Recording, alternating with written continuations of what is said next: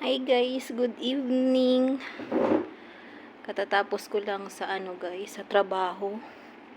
Ang oras ngayon is 11:30 ng gabi kasi may bisitang alaga ko guys.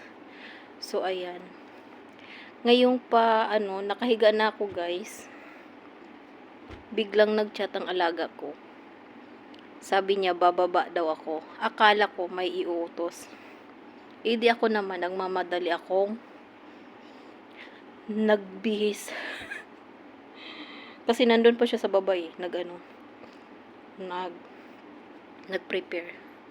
Pero guys, ano yung regalo nila sa akin? May surprise sila sa akin guys. Tingnan niyo kung ano.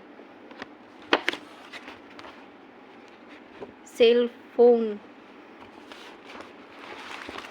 Ito yan siya guys. Hadiah nila sa akin. Unexpected gift. Kasi nakita nila yung cellphone kong sira-sira na. Tapos yun. Hindi ko talaga akalain na ito ang ibibigay nila sa akin guys na hadiah. 13 days pa lang ng Ramadan pero ito na yung gift nila sa akin guys. Ayan. Bubuksan natin to mamaya guys. O ito na ngayon. So ayan, sandali.